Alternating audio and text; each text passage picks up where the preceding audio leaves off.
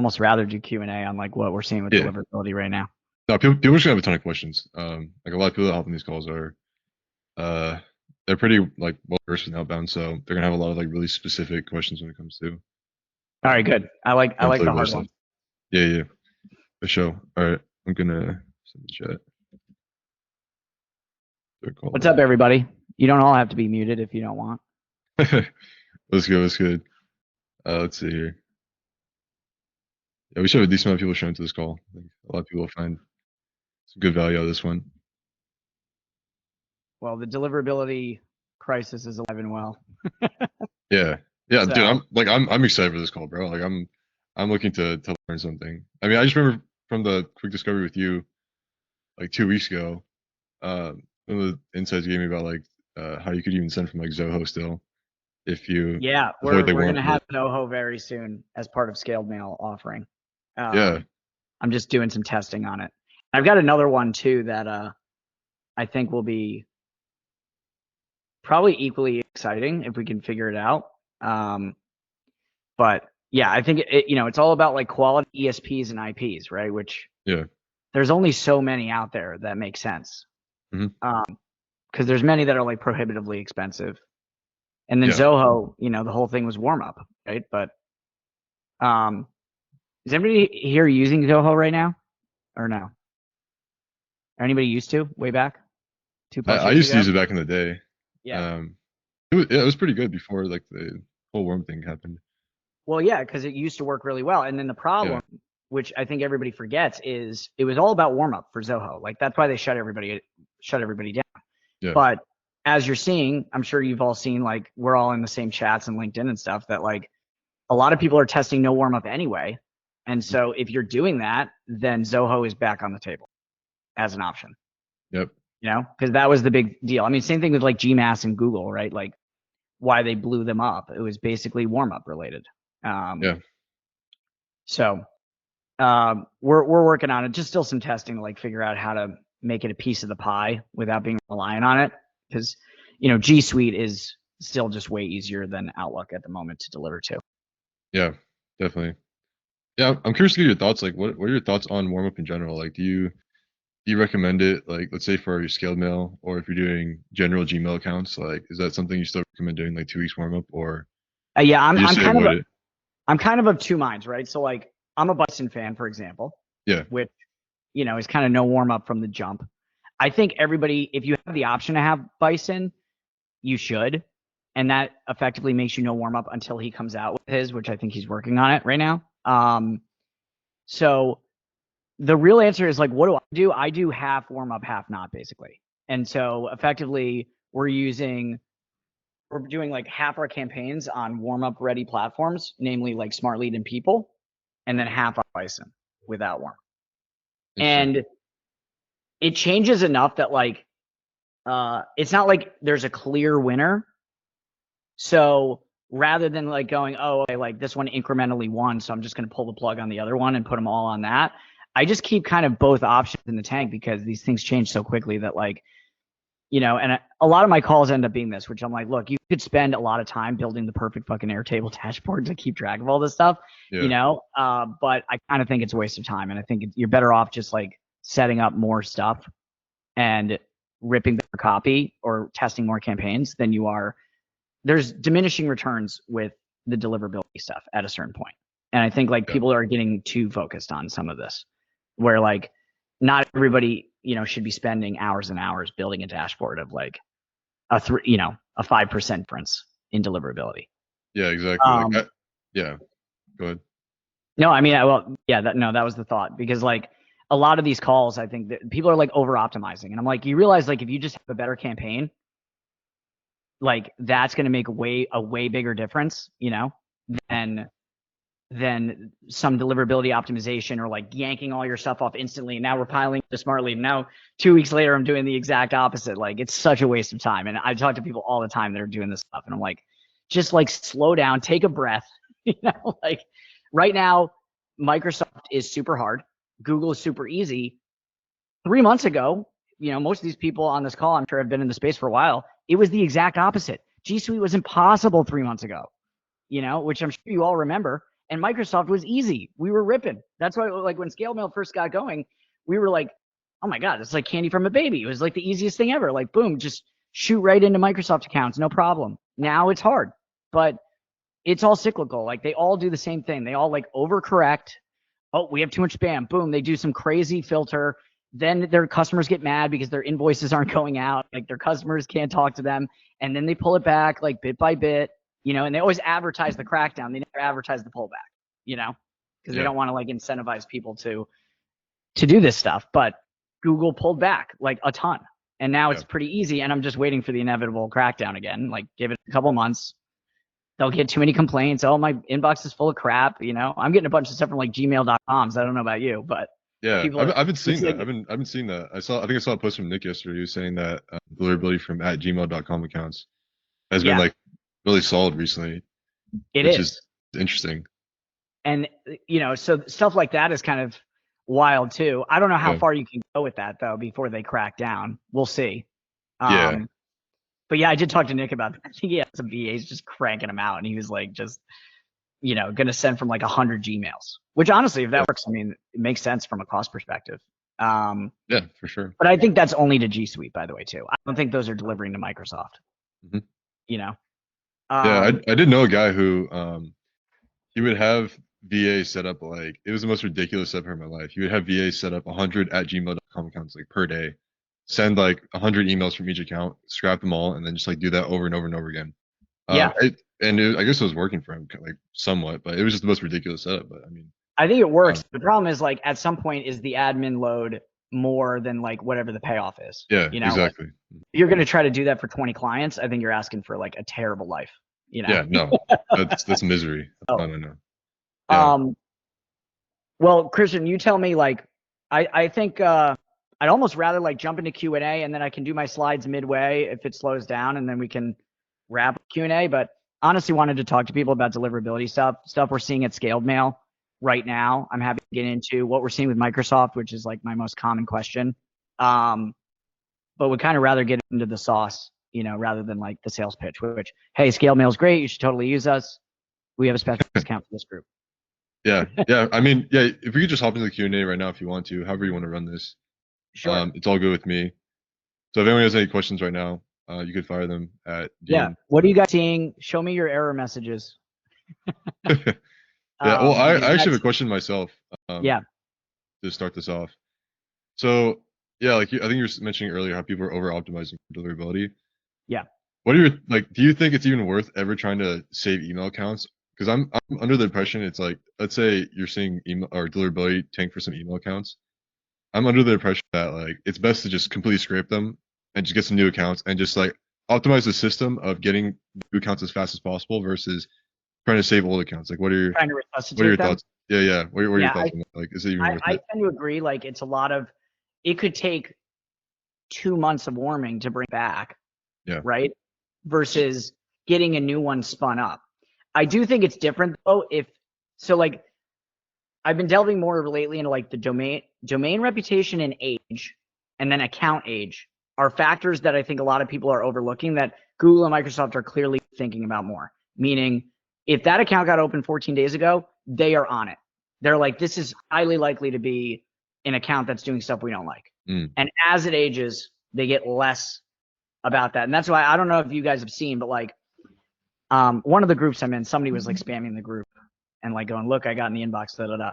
But we did like a reverse lookup of their domain, and it was like a 10-year-old domain that they had bought on like one of the, you know, like expireddomains.com or whatever. Yeah. And it was from a company that had been in operation and went bankrupt. And I'm like, oh, okay. So basically they're borrowing the reputation of this aged domain, and this thing's just going to sail into the inbox because there's no negative history, and it's so old that like they're going to just kind of assume that that's not spam activity, right? Like, Google and Microsoft are not dumb. They definitely know about this like approach. Okay, spin up a bunch of accounts and blast, right? And so they're like, okay, well, what's the easiest thing we can look for? It's just age, right? All we have to say is like, look, if you're brand new and you set up an email account last week, we're going to assume that you shouldn't be sending a lot of emails. And if you are, we're going to crack down really hard. And that's what happens. So to your point about like, should you resuscitate? I think if you have like an age domain that you do think is a trophy that's worth keeping because it's 7 months old and it like has that age factor, then that might be different. But if it's like you spun it up a month ago and it's toasted, spin up a new one because you're kind of in the same spot either way. Got it. Okay. So yeah, I would change my answer based on the age because we're seeing that matter a lot. And then, the other thing that I'm seeing from like Microsoft at least is that they definitely care about the account age as well. So like, I don't want like obviously like the branding is great to say like, yeah, you can send day one, which you technically still can do. But I'm not really advising people to do it because, people expect the results to be phenomenal, which they're not going to be. It's just not happening. Yeah. One of the things that they're looking at is like when that tenant gets spun up. So we spin up a new tenant for every client, right? We're not some of these guys out there with Microsoft that you've probably heard of and some of you have probably worked with. They're like setting up a tenant and packing like 40 domains on it and selling it to people. And then if the tenant ever gets blocked by Microsoft, all of those are going down at once, which is kind of a disaster. So we do max 2 domains per tenant, which takes longer and the setup time takes more time, but it's way more secure because we're isolating all the risk that if Microsoft cracks down on that tenant, okay, you lose that domain or those 2 domains, but we don't have half our client base, getting screwed at the same time. And what I've seen is like that tenant age matters too. So if that tenant just got opened and you start sending, you're going to inbox at a lower rate than if you like open the tenant, set up the email account and just sit for 30 days. Yeah. And then if you start sending incrementally, it's a completely different situation. It seems like a 30-day mark, which makes sense. Okay. I mean, if I was at Microsoft, I'd be like, yeah, less than 30 days. If you're a startup and you just started your company, you don't need to be sending hundreds of emails a day. And if you are, then you're probably a spammer. Yeah. Which is like a totally reasonable thing for them to assume. Mm-hmm. Quick question. I mean to interrupt you. Connor asked to define like what a tenant is because I think some people in the call might not fully understand. Yeah. So a tenant is like your imagine like Google Workspace, right? So you could have multiple domains attached to the account. But when you set up like a new Microsoft account with a username and password, that's your tenant. It's like the admin account for Microsoft.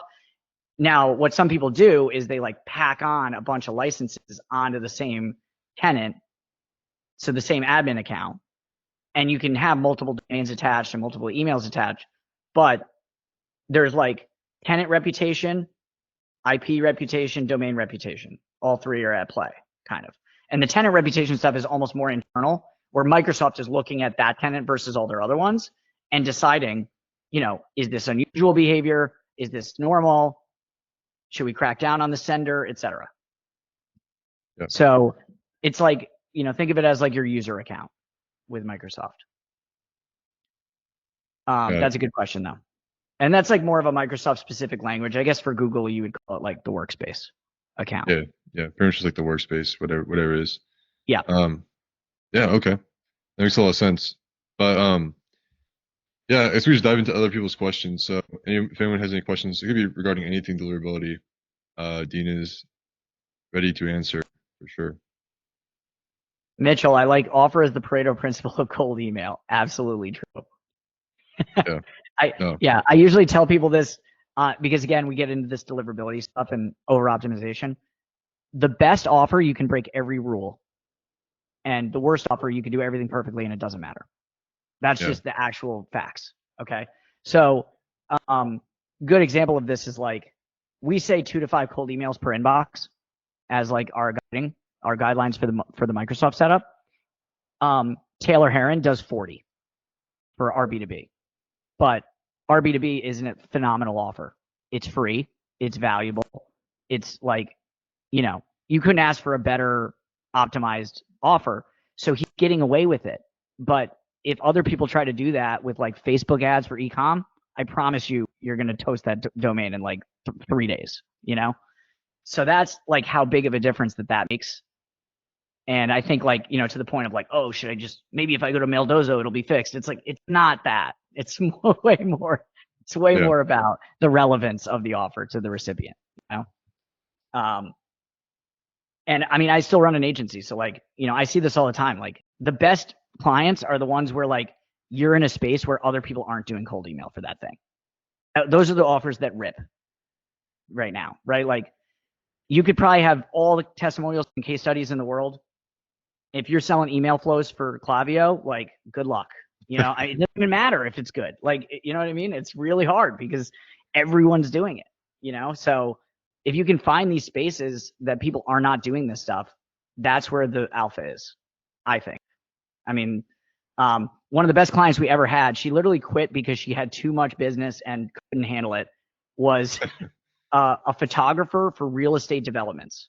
So she did photography for brand new apartment buildings, brand new schools, brand new whatever in California. And we just scraped like everybody that pulled a permit in the state for like X amount of time. And she was killing it. Like every day, 8 leads. So easy. They're like, yeah, let me see the work. Let me send the portfolio. Like, let's meet up. I'm in Sacramento. And it was crazy. But I know that no photographer has ever thought to do this. And that's why this is working. It's not because we like invented something brand new. So you want to find stuff like that. She's still one of my favorite clients. I keep trying to get her back, but she was like, honestly, like I'm still have a backlog now. Seriously. Yeah. I mean, that's absolutely facts. It's like just whatever industry is just not marketing for cold email, it's going to be like an industry that typically rips. And as long as it's like a good offer that actually makes sense to the people they're targeting as well. But question I have too is like, when can you determine if, I mean, I guess these two things are tied, but I think some people, they might have bad campaign results and they can't determine whether it's like if the campaign sucks itself or if it's like a deliverability issue. Like, what are your kind of thoughts on that? Like, all right, well, I'm going to show you. There's 2 errors that I think you guys should have your eye out for. That these are Microsoft specific, but that's half the market. So like, if you ever see this, I'm going to pull it up on screen.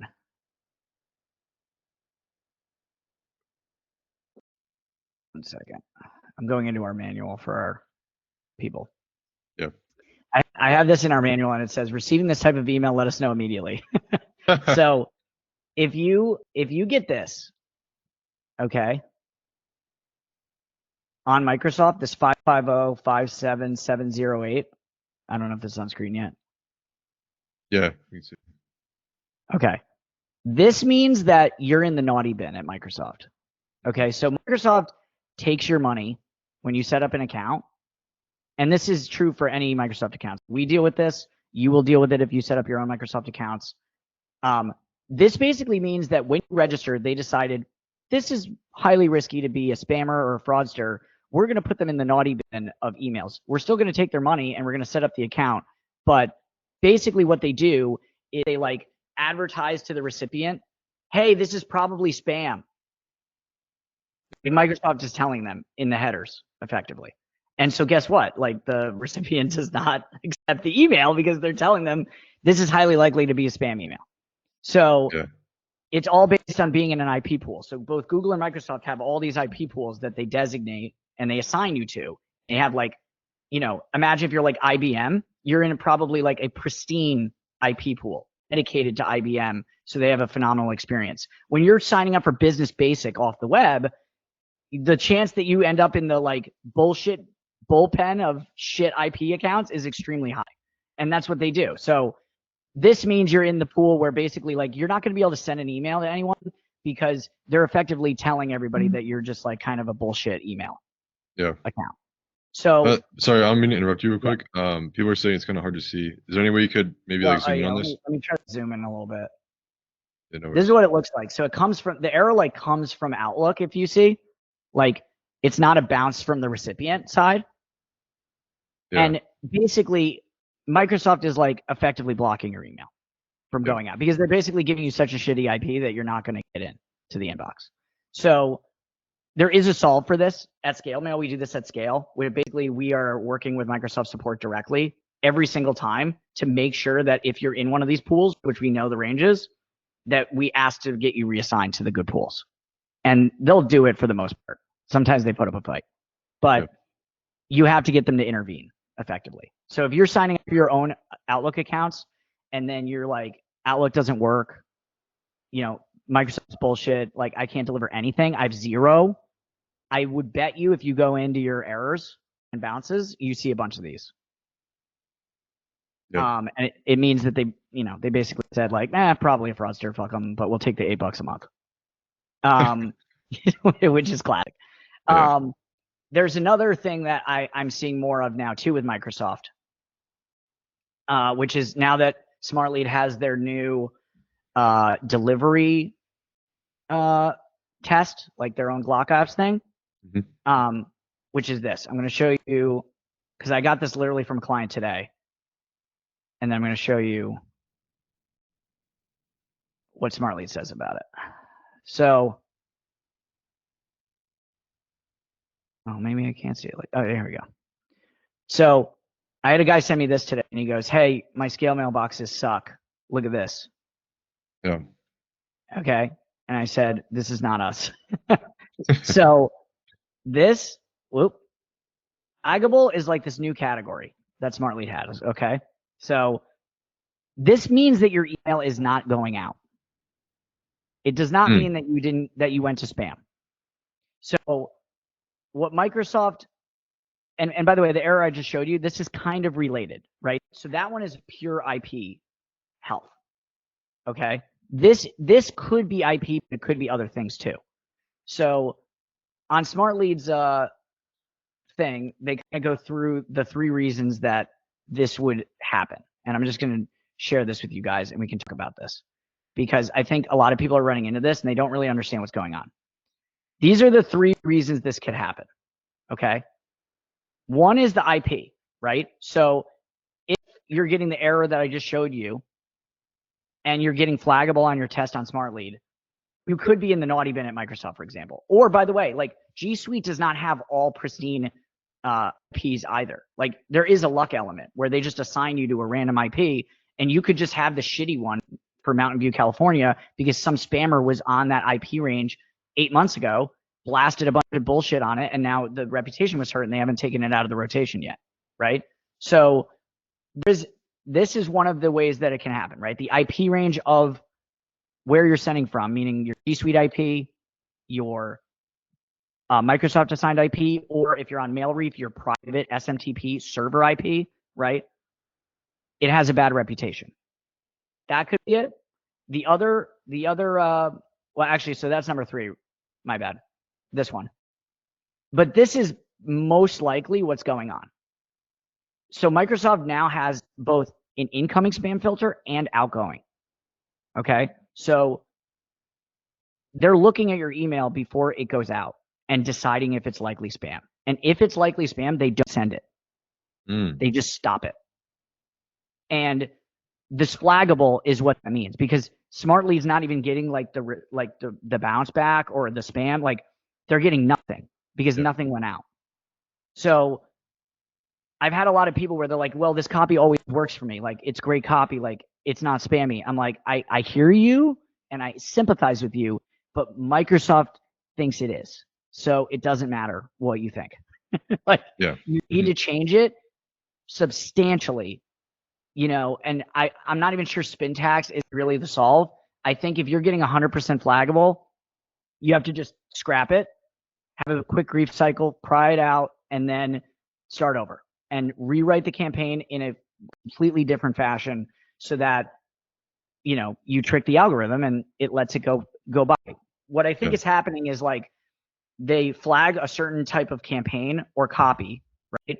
And this is why, by the way, borrowing all your templates from everybody in the community is a bad idea, because, okay, like what's going to happen is like, let's say they go, okay, Christian sent an email, they think it's spam. They snapshot it. They're probably not storing it forever, but let's say they store it for 30 days. They go, for 30 days, any email that looks like this, that's 75% similar to this, is also spam. We're not going to run the LLM on it again. We're going to do snapshot, 80% similar, also spam. That's like effectively what's going on. So if we know that, then what you have to basically do is not look like other emails that have been flagged as spam, which I get is like kind of a hard task, but that this is the world we're in right now. So if your account gets flagged, do you think that account is cooked? Like, can it still be? It's No, just a so campaign well, issue, yeah. or So yeah, that's the other piece of this, which is on the other side. Um, this does not impact your reputation necessarily because okay, there's no replies, there's no bounces. So it's not all bad, actually. Microsoft is like, these are healthy accounts. Like if I run a mail reach test on that account, which we did for that client today, he got 10 out of 10. There's yeah, nothing wrong with his mailboxes or his reputation. It's just that that campaign, the filters have decided it's fucking spam and that's it. No conversation. There's no appeals court. So just try again. And if you get one through, then you're hunky dory. Your mailboxes are fine. So it's kind of a mixed bag. But we're seeing that a lot with people. If you have flaggable, the easiest thing to do is just say, scrap the copy, start over. Completely different, you know? Call to action at the end, 3 paragraphs, make it a 1 paragraph, change it up a lot, right? yeah. And see if you can get past the filter. Mhm. Um, but yeah, we're seeing that a lot. That's like probably my most common question. Yeah, And you know, most of the time it's not your mailbox. If you run a mail reach test or an email guard test, you get 10 out of 10 and you're getting 100% flaggable, it's the copy, you know? yeah, And even if Mail Meteor says it's good, that doesn't mean, you know, Mail Meteor is not Microsoft. So, yeah. you know, Yeah, that's it a great doesn't insight. necessarily matter. That's a great insight for sure. Um, Another question I had was, do you think, like, let's say, for example, like targeting certain niches, do you think, like, let's say we're targeting e-commerce, do you Mm-hmm. think just for the sake of targeting e-commerce, like when it comes to that list of people, Yeah. do you think that alone could like hurt deliverability, like just simply targeting a really, really saturated niche? Well, in the sense that if you believe, which I think is probably reasonable, that those people get inundated with cold email, that they're pissed off about it, and they're more likely to click the "this is spam" button that much faster, Yeah, which I think is probably reasonable assumption, then you're going to cook those just way faster. If your complaint rate's high relative to every other email that's getting sent, then you're going to toast them much faster. Now, you know, again, maybe the business model, you're like, I can churn and burn these super fast. I'm going to set up 900 emails and just fucking rip them. And then I know they're going to die. And like, that's the game I want to play. Then that's the game. But like, be eyes wide open that that's the game, that you're in churn and burn yeah. territory Mhm. versus Okay. like trying to keep these alive. You know, I think if you don't go after a saturated niche like that, you can keep your accounts healthy for 90, 120 days, maybe more, especially if they're aged. So yeah, it depends. Got it. Ryan had a question. He said, "Do you recommend smart deliverability or email guard? Like, which tool do you prefer?" I like both. I mean, I would run them all, but the interesting thing about the flaggable is like that I haven't seen on the other ones because the flaggable is related to a campaign specifically. So again, if you run a Glock apps test or a mail reach test or a email guard test, they're just sending that one thing. And the problem I think with email guard, I think I have to talk to him about this, but I'm not sure he has this distinction. You just have the normal like inbox or not. And this level of specificity is helpful for figuring out what's actually going on a little bit. Because if it's flaggable, it's not the same as going to spam. It's a different problem, you know? Um, and it usually means that your like mailboxes are healthy and fine. And so like if I get a flaggable and then I run an email guard test and I get 10 out of 10, then I know it's the copy. Like guaranteed. If you run those tests and you're 0 out of 10, okay, maybe it's the health of the mailboxes, the domain is hurt, you know, do we replace? What do we do? You know, it might be a different situation. Is flaggable a smart lead feature or a It's or a new, smart? yeah, I've only seen it on Smart Leads, like their new delivery test that they have. So it's on the what's the smart lead product, the delivery one? What is it called? Smart Senders, or is that the Like, mailboxes? Smart It's Delivery? literally just smart delivery. Yeah, yeah, Smart Delivery. Okay, so this is a smart delivery feature, not on smart lead itself. Correct. You have to like turn on the test for a campaign. It's fully And integrated though. You can just run it natively. Actually, like I think they just fire you with pop-ups now when you make new campaigns to try out the yeah. feature. It's always an option at the end of the campaign. Yeah. I actually need to talk to the email guard guys because I'd like to have that option there as well. Yeah. But you can back into this too because you can look at your bounces, for example, and stuff like that, right? Like if you're not getting any bounces or anything, like anything back, there's a chance, especially sending from Microsoft, that they're not sending the emails at all. Yeah. So if you're Right. getting like no replies, You're not no getting anything, bounces, right? it's Yeah. If just you're getting nothing, then that's something else, right? Like yeah. you should have some bounces. Just if you're sending a certain amount of emails, there should be some bounces in there. If there's nothing, if it's crickets, then maybe those emails are going out. You know? That's but a the great nice insight thing, actually. yeah. And I think a lot of people aren't thinking about that as a possibility. But like, yes, Microsoft lies, they take your money, and then sometimes they decide they're not going to send your email and like too fucking bad. Like that's what it is. So Yeah. I don't think a lot of people know that. I think most people just think it's like, oh, you know, not getting replies and there's no bounces. It's just like the email accounts are just, they're just landing in spam or yeah, whatever. But that's a great insight because then if we know they're being flagged, then we know it's a copy issue which can be fixed, and the email correct. accounts can still be viable. Exactly. Which that's going to save a lot of people a lot of time and stress for sure. Yes. Yeah. Another question I had was in terms of like importance between your IP, your tenant, and like your domains for like deliverability. What do you think is like most important? Like if your IP health is strong or like your domain health, like So I actually, how would you rank that? yeah, I was listening to Tony from Mission Inbox the other day. Yeah. He did a call on this that I was on where he went in and basically Google cares more about domain rep, Microsoft cares more about IP rep. Okay. So they don't treat it the same, and that explains, by the way, a lot of the differences right now in what people are seeing as far as their ability to inbox. Right now, if you like, if you want to rip to G Suite, if you buy like some aged domains, you will inbox at an extremely high rate to Google because that's what they care about. And think about, like, you got to back up and be like, Google is sitting on a business built around search, domain authority, how all of these websites interact with each other, their domain reputations effectively. Like they're sitting on the data already. So it makes total sense that they would use that to figure out the pecking order of which emails are high quality and which ones are not. Yeah. Microsoft cares about IP ranges, servers, sending servers, right? Like where is the account sitting? What's the reputation of that? And that is the bigger determinant. And now they have these content filters, but the content filters are sitting like at the server level, like looking at the emails going out or looking at the emails coming in and making a snap decision, right? By the way, they integrated OpenAI. It's not crazy for them. Imagine there's like a filter that's like, read this email, score it. How likely is it to be a cold email? If it's higher than 8, don't let it go. Yeah. And then they do that, and then they do similarity scoring on like, okay, any email that was flagged, any emails that come in that are 80% similar, also spam. That would be very cheap for them to run that algo, and I think it's likely something like that that's going on. Yeah. Okay. That's a great insight too. Yeah, and then another question about Warmup. So if you're saying you do like a 50-50 between doing warm up and not doing warm-up. For the accounts that you don't do any warm-up on, like what's like the sending pattern you do for that? I know for scaled mail you send like 3 to 5 per inbox. But let's say you're using like a normal Gmail account, if you still use any of those. What's like the sending pattern you would lead with on there? And also for warm-up, like what's your warm-up sort of protocol for the accounts that you do warm-up? So I think going back to the domain rep stuff, right? Yeah. Google cares a lot more about warm up than Microsoft is what it seems like from what I'm seeing.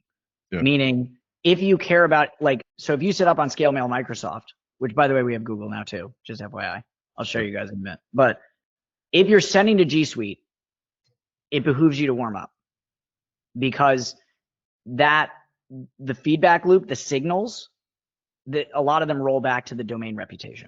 And so if you get good signals, good reply rates, low complaints, Google's seeing those metrics and deciding, oh, maybe we should actually inbox this.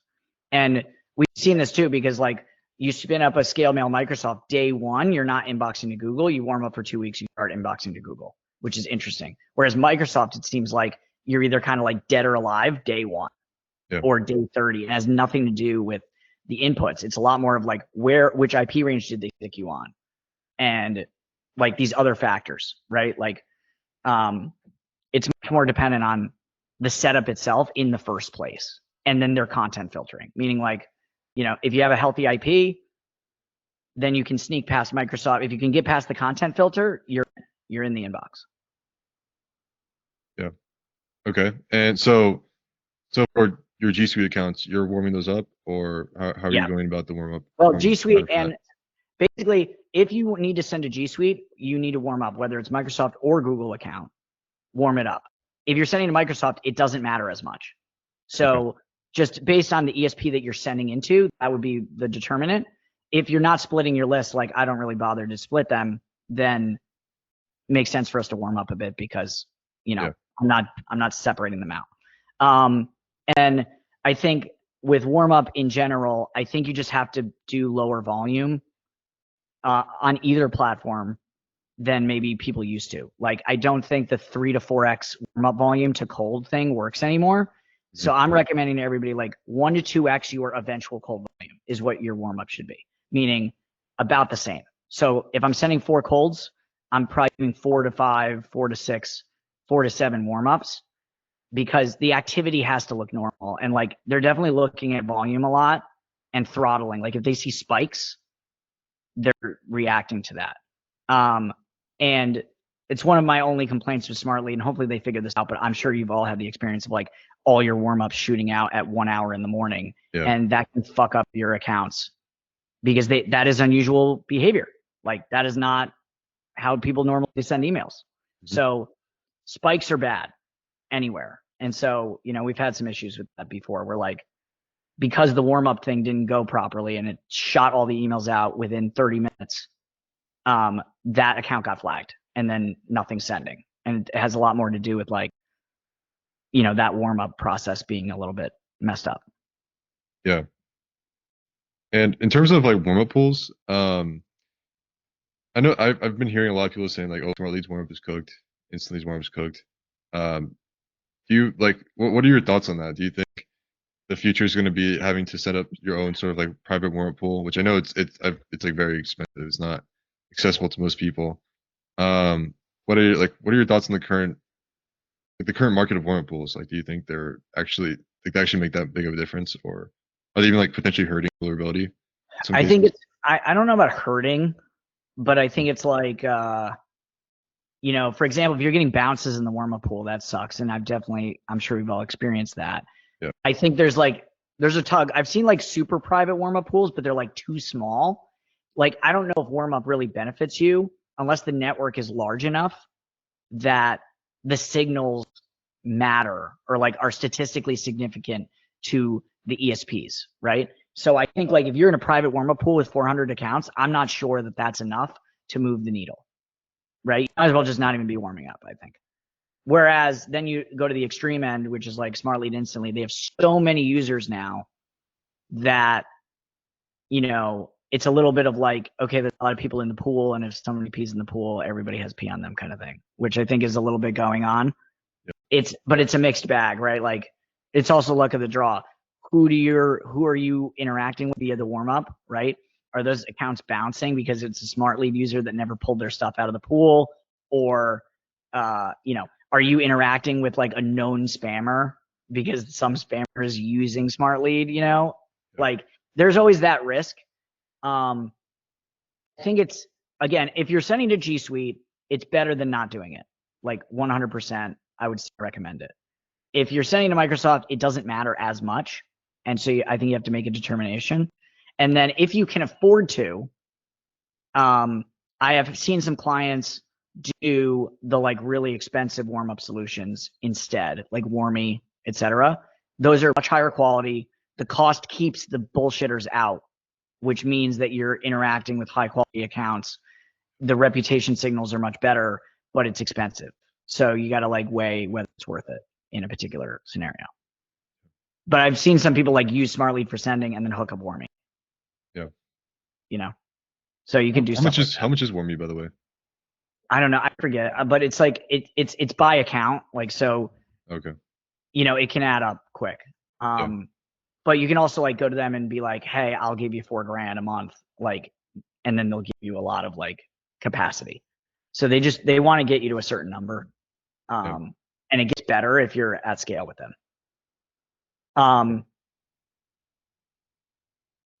The other thing that we're experimenting with too is like more of this like SMTP sending we're gonna have very soon from scaled mail, which I'm sure, like if you're familiar with Mission Inbox or you're familiar with senders and some of these other capabilities, like we're gonna explore some more of that, which is like dedicated account for cold email on a subdomain, sending like 800 cold emails a day, one account. Then Warmy makes total sense. One account. They're priced by account. Then that's a completely different scenario, right? The problem is that the model doesn't make as much sense when you're doing hundreds of email accounts because you're getting penalized for the scale. So, you know, every answer is it depends, which sucks, but this is the world we're in. Yeah, no, it makes sense. It makes sense for sure. Yeah. Yeah, I mean, if you want to get into like the little presentation they have. Yeah, let me just. Can I ask one last question? Yeah, go Sure. ahead. Real quick. You know, so what is your opinion on domain forwarding on your mailing accounts? Like email masking, are you asking about specifically?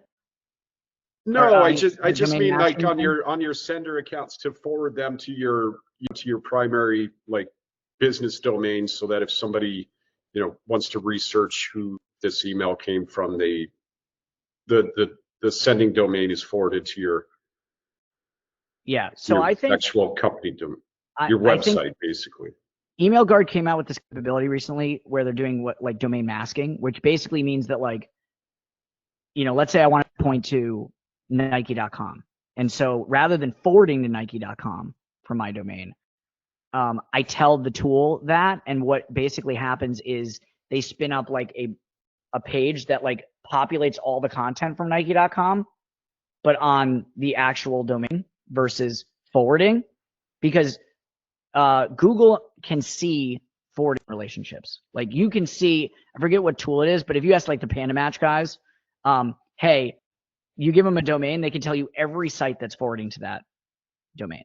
And what, at least for Google, because they're already sitting on all this data because they crawl the web, and so does Microsoft with Bing to a lesser degree, they can see if 400 sites are pointing at that site. Now, it's common for there to be backlinks, but if all of the sites that are pointing are low reputation, i.e., like the domains that we buy and spin up with no website, no real presence, doesn't exist, not a real business, right? Like no blog, right? Imagine the score at Google for that domain, and then imagine you have like hundreds of low quality domains pointing at a site, right? I think that could have an impact on domain reputation or authority. It's a theory, but I think it's a reasonable theory. The domain masking, I've seen anecdotal evidence that it helps. And I would bet you, if I really dug in, and I haven't seen somebody do this yet, but I would bet you it helps to Google specifically, because I think they care more about domain level reputation. So if you have the ability to do that with EmailGuard, I would recommend doing it. I haven't seen any downside to doing the domain masking versus straight up forwarding. And I do think there is potential negatives to forwarding. Okay, but no like quantitative. I have like if you ask EmailGuard guys, like they have, I've seen a few. I just haven't saved them, but like I've seen like without masking, with masking, and like there's a significant reply rate difference and I've seen it enough times, and I've never seen it in the reverse. I've never seen no masking being outperforming. So that tells me there's something there. That's worth it. Okay, fair enough. Thanks. And I think you guys have a deal with EmailGuard anyway, right, Christian, for the group? No, not the moment. Not the moment. Oh, yeah. we should get you yeah, definitely. hooked up with him. Yeah, we got to. Because it's a good tool for that. But yeah, that's my thought on that. Any other questions? Or I can show you guys my slides. I mean, on scaled mail here, I'll just jump in real quick. Yeah. We just save the questions for the end, after the slides if anyone has questions on it. So I'll shoot through this, but let me know if you guys want to go slower. I think it's not news to anybody that the deliverability crisis is real. I think this is really the money slide here. You know, when people come to us and they're like, hey, what should my setup look like? You can dive really deep. The deliverability rabbit hole goes as far as you want it to go. I don't think for most lead gen agencies, it makes sense to make this like the feather in the cap thing that you do really well, because the reality is it becomes a nightmare and like things change every week. 3 months ago, Google was impossible to inbox. Now it's easy. That, you know, and Microsoft is super hard. Microsoft was easy 3 months ago. What will happen next week? Next week, it could totally flip on a dime. And for you to like be redoing your infrastructure every 3 to 4 weeks or 3 to 6 weeks when this stuff changes is just a massive distraction from writing good copy, doing good list building, right? Clay automations, etc. So what I tell people to do, and you can do almost all of this now through us and eventually all of it, is you want to diversify your setup for every client.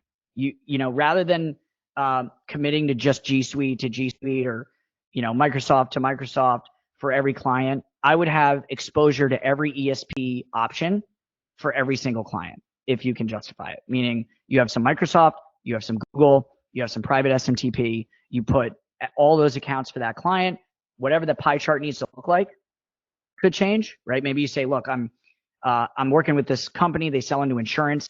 Insurance is 80% Microsoft, probably, right? Not a lot of G Suite. So I'm going to have 70% Microsoft, 30% Google. That would be like a reasonable setup. Maybe if you're selling Klaviyo to ecom, it's going to be completely opposite, right? You don't need as much Microsoft, but you should have some. So maybe 70-30 the other way, right? So I think you want to like go into your setup with like, okay, what does my exposure look like? But don't put all your eggs in one basket right now, right? If you were 100% Microsoft, you're having a tough time right now. And if you're 100% Google right now, you look like a genius, but 3 months ago it was hard. So rather than playing this game of trying to keep up with this stuff, I would say diversify and then forget about it is your best bet. And if you can justify offloading a lot of your infrastructure setup, obviously we're in the business, so I'm biased, but you know, it's a pain to manage like 18 VAs and Airtables on Airtables, you know, versus, okay, I'm ordering X capacity for client. 3 weeks later, it's magically done. The DNS is set up and I can just get going. How did we start doing that? Well, I mean, I run an agency, Beanstalk Consulting, so I know this business from being in it. We still have clients and it's still the majority of our revenue. Basically, we had this pain. We were looking for infrastructure providers. We ended up going with Superwave a long time ago, and had some issues with that setup, mostly customer service related. But we saw a lot of potential with the setup of, you know, many inboxes on a domain on Microsoft. We saw it that it could work, and then set out to kind of set it up for ourselves. And so about a year or two later, we're setting up Scaled Mail to first offer that Microsoft capability, and then now we branched off into not just that Superwave hyper-type setup, but also Google and very soon other capabilities as well. And really want to be like an out of the box infrastructure solution where you can just order what you need, and that capacity will be delivered to you, and then you can move on and focus on client service and some of these other elements. You know, here's the obligatory, you know, results screenshots, right? Results may vary, disclaimer. This one's actually like brand new. This is from yesterday. So Connor has been having some really good results with us. Yeah, Connor's in the group actually. Oh, is he on the call? No, I don't think he's in the call today, but yeah, he's in the group. So yeah, if you want to know if we're full of it, message Connor. You know, here's some other placement tests, etc. I'll scroll down. This was a good one. We had a client where this was his reply rate before, and this was his reply rate after. And this basically like saved the client for him because he went from like basically no results for this guy to he's like, okay, now, you know, the guy's going to stick around for a little longer. We've been growing like crazy. And so there's obviously like a need for this in the market. You know, everybody's in Slack. Now I just have like all these channels in Slack that I can barely keep up with, but for now it works. Us versus the competition. I'm not going to pretend that like Superwave or Hypertide have a terrible product or anything. We're doing very similar things. 90% of the difference is who do you want to work with, what's their flexibility, and what's their model, right? I personally think that the incentives are misaligned if you're getting a giant setup fee and then less on the back end, because that model lends itself to results diving off a cliff month 2 or 3, right? They've already made their money. So we're a monthly rate. There's no gotcha fees, right? $199 a month package of Microsoft, for example. That's it. No setup fees. And just scale horizontally, hopefully, with us as you see success. If you end up torching a domain, no problem. We have a domain swap process, $25 anytime you want. We'll swap it out for you. You don't have to like buy a new subscription or anything like that. We'll just swap it out on the existing subscription for you. We will have a web app soon, so we won't be in Slack for everything. It's almost done. And then you'll be able to basically do this as like a checkout process, where similar to that pie chart, you say, I want this allocation. We do all the DNS stuff on Cloudflare for you. We integrate with just about every sequencer that we've come across. If they have OAuth to Microsoft and Google, we can set up with it. This I needed to change. We're really at like 6 to 9 business days right now because we've got a lot of people signing up. We're bringing in Zoho, and we're going to bring in some other stuff. Think like old AOL, think old CompuServe, think Earthlink, think old ESPs with good IP reputations. We're going to be bringing into the platform to kind of offer that to people as like a capability, because that's really what this game's about. It's domain, but then it's IP, right? And so, we're on the hunt for like, where are those good IP reputations and how can we package it up so that it's easy for you to interface with and not have to worry about having 900 accounts on different IP providers. So here's some new pricing. This isn't on the website yet, but just to give you an idea of where we're going. Just Google, just Microsoft, and then low sending volume, medium sending volume, high, and then 50-50 allocation, 30-70, 70-30. Basically, you decide, okay, I just signed a client in ecom. I need mostly Google with some Microsoft exposure. I want one flat rate. That's how many emails I can send a month, and you just buy it. Is what the experience will be. Same thing in reverse, or just Microsoft or just Google, always an option. And then for this group, I made this. Nice. So we've got this link, which I think is already in the group. So instead of $199 a month for the Scale Mail Microsoft, it's $149. And if you use this code on like one of the other packages, it's 10% off. Nice. Yeah, that's awesome. I actually love the pricing on how you guys are allowing for like diversification between Gmail and Outlook and all that stuff. That's huge, honestly. Yeah, I honestly, I think that's where it's just, at the end of the day, it's much easier to just mark up the service and then just not deal with this, right? Like, This is not where most people are going to make their bones as far as like their service delivery. And rather than trying to like fight that battle and everybody has like, 40 VAs on their team doing this stuff, it's probably better to just mark up by, $400 and then say, I don't have to worry about this. They're going to show up tied up with a bow and I can just start sending. Yeah, it's honestly just, it's easier. Yeah, that's huge. That's awesome. Any questions, guys, or anything you want me to go back to on this?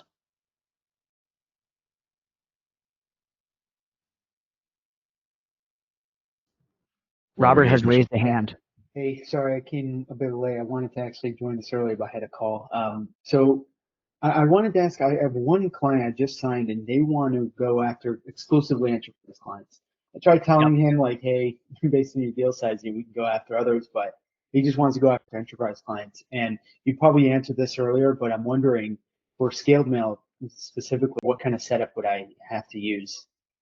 Well, I wouldn't say have to on anything, but I would probably say you want to over-index for Microsoft if they're going after almost all Microsoft, because the biggest companies in the world, generally speaking, are more Microsoft heavy.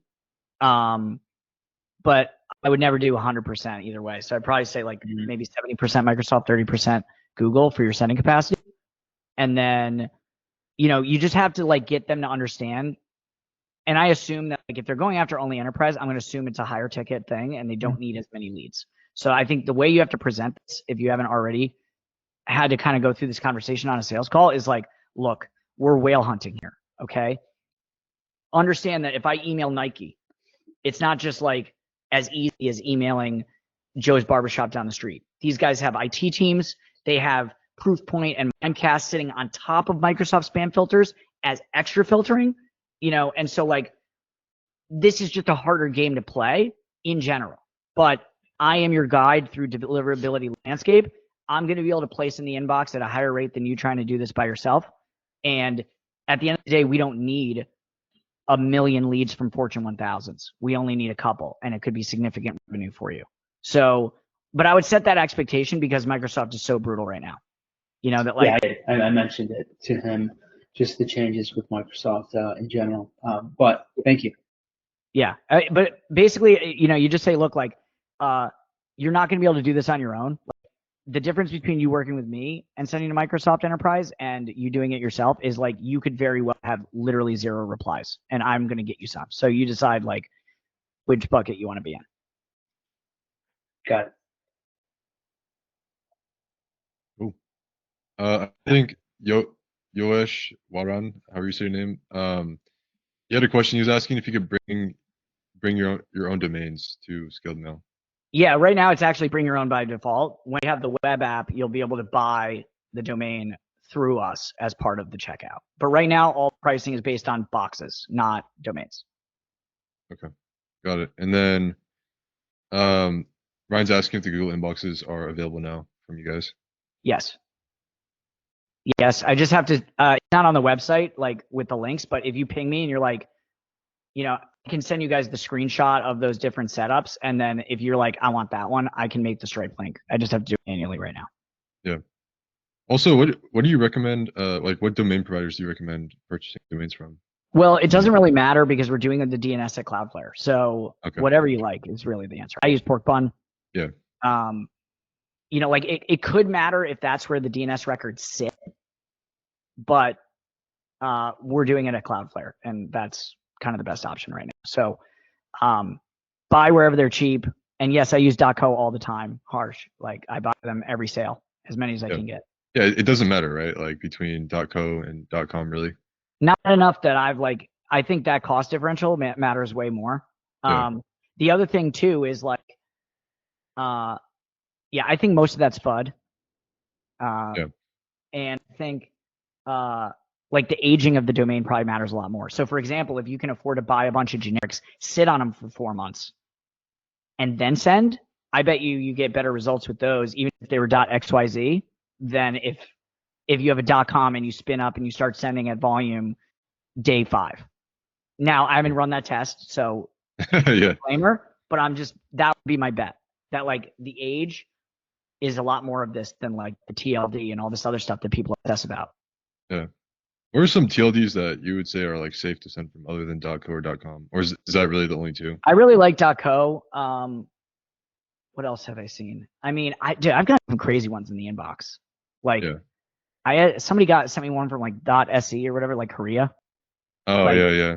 Yeah, like so. I think the geo ones are maybe slept on a bit. .co.uk, like look up all the country codes, and like I think a lot of those are slept on because you got to imagine like all these companies in these countries. It's not like these are going to have bad reputations. So I think those are not utilized enough. And then I think, but also what can you get on sale? $10 is a lot. Yeah, exactly. At scale too, it's like it could literally be thousands of dollars. Like say a few thousand email accounts. Yeah, awesome. I mean, we got about 2 minutes left in this call. So any last questions? If not, then I think we'll just wrap it up here. But yeah, it's been an excellent call. Was that good? Yes, this was excellent. At all. Yeah, I know. We just hopped on this call and just started rambling. That's how I like to do it. Yeah, it was perfect though. It was literally perfect. I think we answered all of like the main questions that people have like regarding deliverability, and like the very specific ones too. The main stuff I would say to just everybody is like, if you have 0 replies but also 0 bounces, or no error codes, etc., like it means that you're not sending. It doesn't mean that your campaign is spam. It means it's nowhere. Yeah. So that's a different problem. Yeah, this has been an excellent call. Yeah, there will be a recording of this call. I will share with the group. I might even post this. This is an excellent call, super valuable. Hey, if you clip it up, send me some good clips and I'll post it on LinkedIn. Oh yeah, definitely. There was like a lot of little bits that were, yeah, we could definitely post as like little clips on there. But I'll make sure to tag you and all that stuff. But yeah, I mean, it looks like I don't think we have any more questions at this point. All right, guys, sounds good. Ping me in Slack if you have any questions. Yep. All right. Excellent call. It was wonderful talking to you, Dean, as always. Hey, same here. Yep. Peace, guys.